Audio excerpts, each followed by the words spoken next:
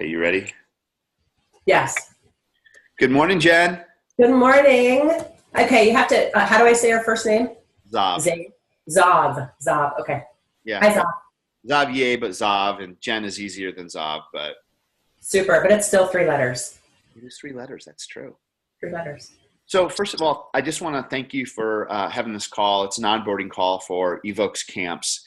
And this particular camp we're having up in Yosemite, July 9th through the 15th, is a very, very special and unique camp designed for journalists and content creators and multimedia people and social media people who have a focus on making an impact, a positive difference in the world. And mainly impact gets spoken about these days from a very superficial level. And although many people say they can measure impact, we think that's untrue. And it's fundamentally BS. Now, we're not saying we have the answer to that necessarily, but we're saying we're definitely in the inquiry of what it is to measure real impact. So this camp is about that. And we're working with neuroscientists and biometric analysis people and, you know, a range of people who have some skills in distinguishing how we might better as content creators make the impact that we set out to do. So this call this morning with you is about a couple things. One is giving you some context around the camp. And then two, finding out if this is the right camp for you, because it's some of our camps are a lot more light. Meaning they're not as rigorous in dealing with language and our humanity as this particular camp is. And the demands of this camp are high. So what the heck does that mean? It means that as we sort out this camp, we're dealing with brain function. We're dealing with how our brains process information and how the content we write impacts brain function. So literally how your amygdala is functioning when it receives content. And you've seen headlines that can probably drive you insane, or you've read an article that's written to be very diversive, very partisan, very, very separating. This camp is about the repair of that, or at least inquiring into what it would be like to write content that isn't divisive. Okay, is that clear so far? It's totally clear. Thank you. So, why would I say this camp is different than our others? Because we're going to be a little more irreverent than our other camps, and we're not going to be very politically correct, and we're not going to be walking around on eggshells around people's personal issues, whether it be any sort of political party, trans rights, gay rights, women's rights, gun rights, any of that stuff. And why they're all important if people come with their bags already full about the issues and their opinions on those issues and those viewpoints on those issues, it's going to get in the way of the work we need to do.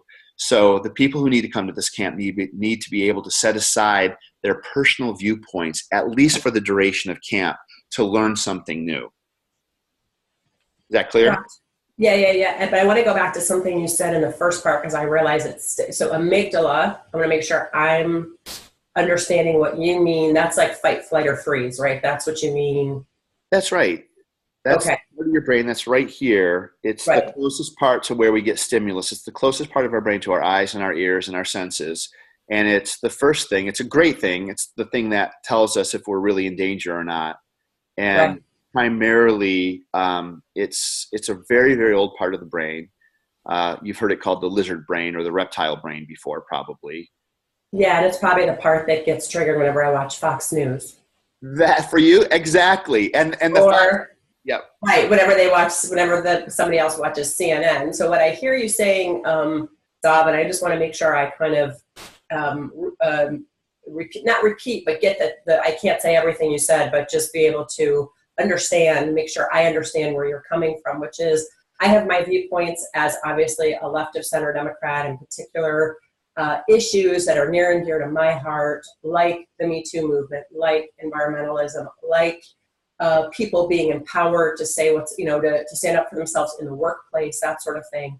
And I may have all those views, but this isn't a camp for people like me. And in fact, you're not creating a camp just for people that all agree, because what you are doing with this particular camp is you, I think, are saying every viewpoint's valid. Like I have my view, and I have a good friend, Patty Stuckler, who's a podcaster, and she is a far-right, gun-toting, Trump-supporting Republican.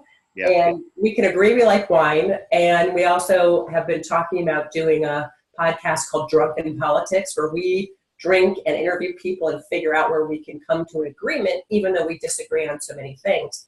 But in doing that podcast, we have to agree that we're going to set aside our own opinions as the right and true ones, and is adamancy a word? Like being adamant about our opinions as those strongholds, so that in the course of that conversation, something new comes about. And in fact, that's probably what our world needs, is new ways of thinking and speaking and creating content and getting a message out there that isn't specific to trigger that fight, flight, or freeze. Because if we're crafting headlines that are only geared towards selling papers, let's say, or selling a movie or selling whatever, that's not going to evoke the kind of thinking that we really need in society today. Am I somewhere in the realm of? You're absolutely there. You're absolutely there. So thank you that you definitely got what we're here doing. And it's not like, I'm not going to bring my viewpoints with me. I have my viewpoints. It's just in this camp, I'm not going to spend a lot of time coddling people's viewpoints. So the people who come to this camp have to need to be emotionally secure, personally secure, and safe in their viewpoints, and open to have conversations with people who don't. Because I'm not interested in having a camp that's all left-wingers or right-wingers or, people who are invalidating each other. It's a learning process, this camp. So I will be on stage at certain points speaking probably fairly harshly from some people's point of view, if their point of view gets in the way of what we're trying to accomplish at camp. And that's the part I want people to be prepared for, is like, I'm not going to coddle around and be nicey nice around this camp. This is a mature camp for mature adults who have a grip on their viewpoints and who they are, so they won't be rocked or throttled in a way that they'll leave camp with a bitter experience because they have a feeling that I was too harsh with them in exposing that which we needed to do to move forward together as a community and a world. Okay, so again, sorry to keep doing this, but this is a way for me to kind of process out loud, which is, when I think about my own views, I think about it as roots of a tree sunken into the ground, and these are the things that I believe in. And you're not asking me to take my roots up. You're saying have your viewpoints, and you have to be willing to not only listen to other people's viewpoints, but be aware when I may say something that I don't even realize is so firmly rooted in what I believe that it pushes things away. I'm trying to figure out I could say things without realizing it that could be inflammatory and trigger that amygdala response without even realizing it, because I'm so rooted in my beliefs. I'm not conscious or present of the way I'm speaking all the time. And what you're saying is, you may be like, Jen, you're full of crap. Listen to yourself. Listen to what you just said. And we may argue, because I may be like, what? And you're like, no, blah, blah, blah, blah, blah, blah. And I have to be willing to be, as you said, an adult and mature, and not take that personally, but take it as a way to disrupt the current conversation in such a way that we are giving birth to something new in partnership. Absolutely. That's great. I mean, that really captures it all. So are you okay with me using this video to onboard people coming to camp so they can see the spirit in the space? And all my makeup and my finery? Sure. Sure. Absolutely. Yeah. Pretty early here in Yosemite. Woohoo! I can do this. Let's see if I can do this without. Is it standing up straight? I don't even have any glue in it. Just the glue from last night. Okay. Yeah. Totally. Good. Totally. You can use it. Yeah. Good. Thank you for that. I'll give one just brief example that just to illustrate this a little deeper is how divisive this thing can be. So I get asked to come speak at an event in Oakland. This is probably right before the election. or might have been right after the election. In any case, I get invited to speak, and I can see the guest list, and I know a lot of them, and it's very, very, very, very left of center. And so I go to the organizer, and it was all about being able to come together in this divisive time. I mean, it was all about, there was so much animosity going on. And so I went to the event advisor. I go, hey, would you be okay if I mocked up being a Trump supporter? And, in front of everybody, and just talked about how I thought he'd done a great job and blah, blah, blah, and all these things. And I said, I'm really going to lay it on thick. And I just want to demonstrate something to all these people later on when they find out that you've invited this very hard right person, And she says, ooh, it sounds kind of risky. I go, well, I'll back out of it at some point. But if the point is of us being able to come together, then let's illustrate this for people. So fast forward, the evening started. We were having, cocktails and hors d'oeuvres before the event started. And I'm meeting people, and we're just falling in love and having this great conversation, right? I mean, every person I spoke to, and it wasn't a large crew, like 75 people. And so we sat down, and the people who were speaking, 5 of us, introduced ourselves. And so we were talking, it was very lively. And then it got to me, and I go, hi, I'm Xavier Dubois. And I want you to know I'm a Republican. I'm a Trump supporter. I'm really grateful for the president that we have right now. I think he's going to provide changes. And the room went flat crickets. And everybody who had loved me at the beginning, who I'd had conversations with, put their heads down. And it was very interesting. The room went cold. And then, very soon thereafter, I, let them in that, I was mocking it up and I was just trying to make a point. And we then talked through that. That became my whole section. I changed everything. And I said, so what happened in our relationship? We started out so deep. And they said, well, we felt disappointed. You had conned us because you were such a nice person. And then you were a Trump supporter. And I'm like, oh, a kind person can't be a Trump supporter, right? And all these biases just showed up in the room, and we distinguished them, and it ended up being a powerful event. And that's, I don't want to use that kind of tool at camp, but I just want to illustrate that the stuff we're going to bring to camp has to be distinguished on a very mature level for us to have that camp be successful for everybody. So that's kind of what I wanted to share around that piece of it. Yeah, what I can hear is almost like you have to separate your amygdala from your, wow, the sun's really bright. Right, the sun just came in here. I'm moving to another spot in my kitchen, sorry.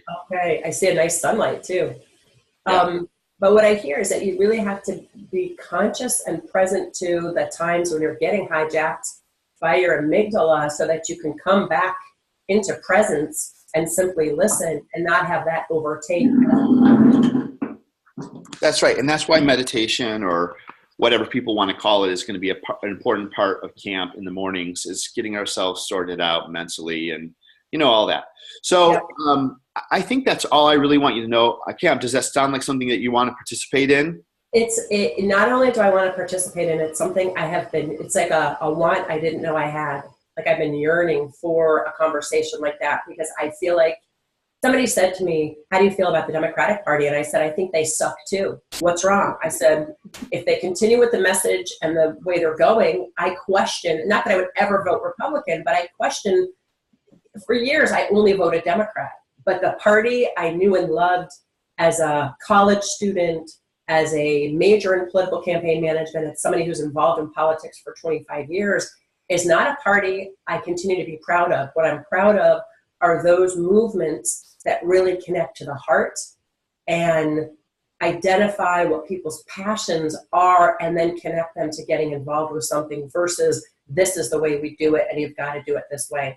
So it's like I didn't know I wanted this, and it's so time for it, and I'm so excited to come. So I hope I can come. I hope you'll accept me.